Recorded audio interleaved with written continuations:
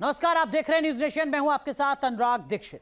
महायुद्ध में मच गया है महासंग्राम। नागलोक में शुरू हो गया है रक्त चरित्र। जी हां, काला सागर में रूस और अमेरिका के हथियारों में छिड़ गई है सीधी जंग। अमेरिका और नाटो ने कर दी है वो हिमाकत जिसने पुतिन का क्रोध अब और बढ़ा दिया है। पुतिन के प्रकोप से दहल गया है यूक्रेन। काला सागर में कैसे उतर गए हैं त्रिकाल, जिनके प्रहार से जंग होगी अब और विकराल, मचेगा सर्वनाश।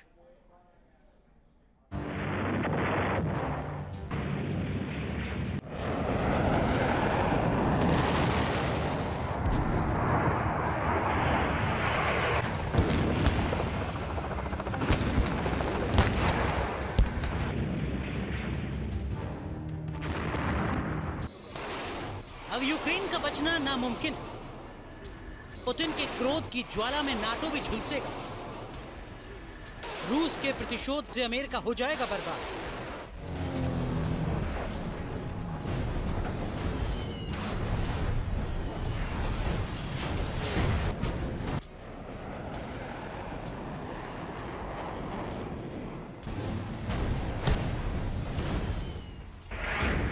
नागलोक में शुरू हो गया है रक्त चरित्र।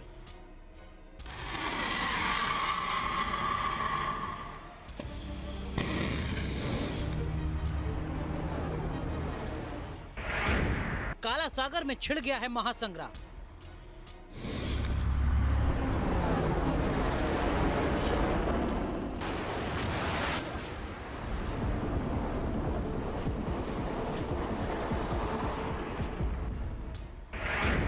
रूस और अमेरिका के हथियारों का सीधा घमासान।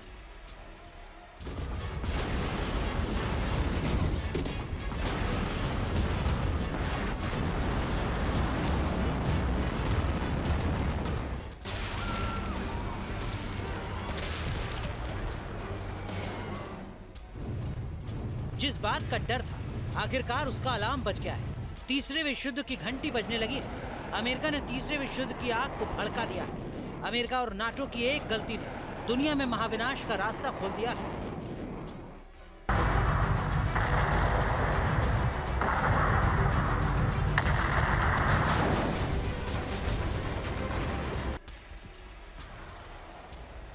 पुतिन ने पहले ही साफ कर दिया था कि अगर अमेरिका के हथियार रूस की सेना के लिए मुश्किल खड़ी करेंगे तो रूस चुप नहीं बैठेगा, विनाश मचा देगा।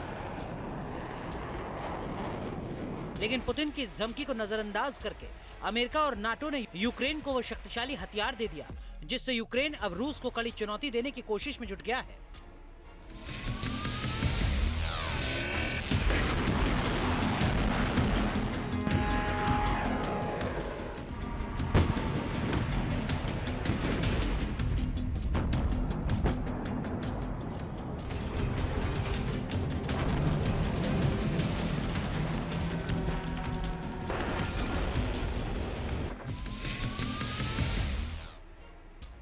रिपोर्ट्स के मुताबिक अमेरिका का ताकतवर multiple rocket system HIMARS Ukraine को मिल गया है। अमेरिका ने 4 हिमार्स सिस्टम यूक्रेन को दिए हैं और यूक्रेन ने रूस के खिलाफ काला सागर के पास इन्हें तैनात करके इसका इस्तेमाल भी शुरू कर दिया है। बताया जा रहा है कि Ukraine HIMARS multiple rocket launcher से स्नेक आइलैंड पर मौजूद रूस के हथियारों को निशाना बना रहा है। साथ ही हार्पून एंटी शिप मिसाइल से रूस के जंगी जहाजों पर हमला कर रहा है। पुतिन की धमकी के बावजूद अमेरिका ने हिमार्स को यूक्रेन भेजकर जंग की आग को और भड़का दिया है। इतना ही नहीं, ये कहकर भी रूस को सीधी चुनौती दे दी है कि वो यूक्रेन में हिमार्स की संख्या को और बढ़ाएगा।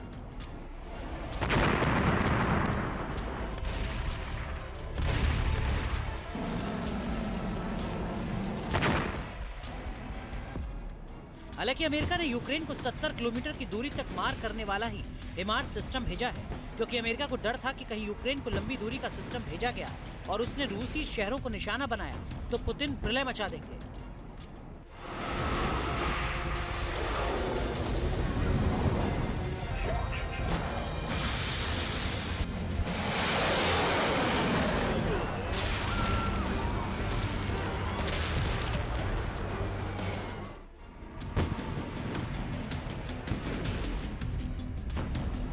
लेकिन कम दूरी की हिमार्स भी यूक्रेन ने काला सागर में तैनात करके रूस की मुश्किलें बढ़ा दी, क्योंकि स्नेक आइलैंड से जंग की जो तस्वीर सामने आ रही है उससे साफ है कि यहाँ एक बार फिर रूस और यूक्रेन में भीषण जंग छिड़ गई है।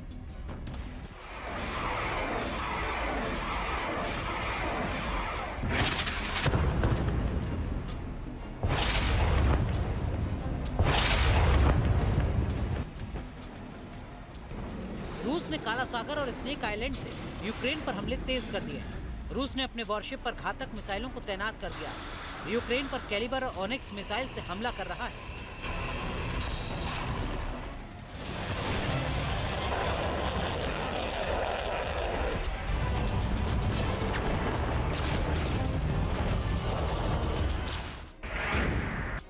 रिपोर्ट्स के मुताबिक रूस ने ओडेसा में ओनिक्स मिसाइल से हमला किया है।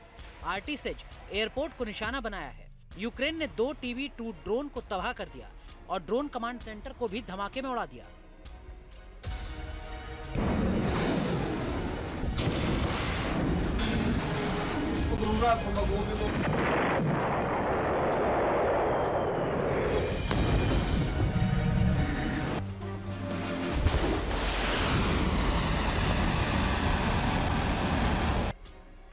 बताया जा रहा है कि अमेरिका के हिमार्स रॉकेट लॉन्चर का जवाब देने के लिए पुतिन ने काला सागर में टॉर एयर डिफेंस सिस्टम के एडवांस वर्जन को भी तैनात कर दिया है। रूस का ये नया डिफेंस सिस्टम 16 मिसाइलें दाग सकता है। 20 किलोमीटर दूर से ही दुश्मन टारगेट को पहचान करके उसे नेस्तनाबूद कर सकता है। ओनिक्स एक सुपरसोनिक मिसाइल है जिसको उन्होंने ओडेसा पोर्ट पर रशियन ने फायर किया है। इसकी एक्यूरेसी 1.5 मीटर के अंदर अंदर है। ये बहुत ही एक्यूरेट है। तो ये तो प्रकोप बढ़ता जा रहा है, लेकिन इससे ये मानना है कि क्योंकि अमेरिकन के हथियार रशियन के खिलाफ इस्तेमाल किए जा रहे हैं तो ये तीसरा महायुद्ध माना जाएगा, शायद सही नहीं है। तीसरा महायुद्ध जब ही शुरू हो सकता है जब यह अमेरिकन या बाकी के नेटो देश अपने सिपाही लड़ाई में भेजेंगे और रशियन सिपाहियों के आमने सामने आएंगे। मतलब साफ, महायुद्ध में अब रूस और अमेरिका के हथियारों का सीधा संग्राम शुरू हो चुका है। काला सागर में छिड़े हथियारों की ये जंग किसी भी वक्त तीसरे विश्व युद्ध में तब्दील हो सकती है, क्योंकि अगर रूस को अमेरिकी हथियारों ने नुकसान पहुंचाया तो पुतिन किसी को नहीं छोड़ेंगे, और अगर अमेरिका के हथियार जंग में कमजोर साबित हुए तो अमेरिका अपना दबदबा बनाए रखने के लिए किसी भी हद तक जा सकता है। चीन, न्यूज नेशन। दरअसल में महायुद्ध में पुतिन का क्रोध अब यूक्रेन पर तबाही बनकर बरसना शुरू हो चुका है, क्योंकि अमेरिका ने यूक्रेन को हिमार्स रॉकेट सिस्टम देकर भयानक मुसीबत मोल ले ली है। क्यों हिमार्स से भड़का पुतिन का गुस्सा, उसकी ताकत, ये आपको समझाते हैं जरा ग्राफिक्स के जरिए। दरअसल में ये अमेरिका का रॉकेट आर्टिलरी सिस्टम है जिसकी रफ्तार 85 किलोमीटर प्रति घंटा है।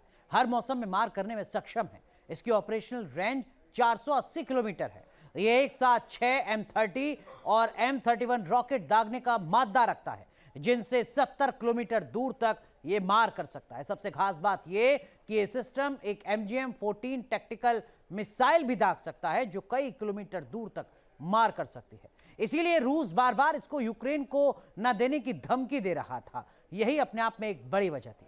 हिमार्स को अमेरिका ने जंग में भेजा है तो पुतिन ने भी इसके जवाब में अपना सबसे घातक एयर डिफेंस सिस्टम महायुद्ध में तैनात कर दिया है, जिसका नाम है Tor air defence system. Tor एक मोबाइल डिफेंस सिस्टम है। 65 किलोमीटर प्रति घंटे की रफ्तार से दौड़ता है। इसकी ऑपरेशनल रेंज 25 किलोमीटर है। इसका रडार डिटेक्शन की बात करें अगर, तो इसमें लगा रडार 20 किलोमीटर दूर से ही दुश्मन को पहचान लेता है। ये कुछ इसकी खास बात है। इसके साथ साथ इसमें जो मिसाइल है वो 16 मिसाइल M16 की लगती हैं। इसकी मिसाइल रेंज 16 किलोमीटर के आसपास है। एल्टीट्यूड की अगर बात करें तो वो 10 किलोमीटर के आस का इसका एल्टीट्यूड है, जो इसको कहीं ज्यादा घातक बनाता है। तो दरअसल में दोनों तरफ से जो तनातनी है वो लगातार बढ़ती हुई नजर आ रही है। इसकी फायर पावर की अगर बात की जाए तो वो 2 से 3 सेकंड की है, यानी कितने तेज रफ्तार के साथ ये हमला करती है ये आप समझ सकते हैं। तो तनाव लगातार बढ़ता जा रहा है और इस बढ़ते तनाव के बीच दोनों ही तरफ से, दोनों ही मोर्चों पर जो मोर्चेबंदी है उसको और ज्यादा मजबूत किया जा रहा है। एक के बाद एक घातक और खतरनाक मिसाइलों की तैनाती के साथ, रॉकेट सिस्टम की तैनाती के साथ।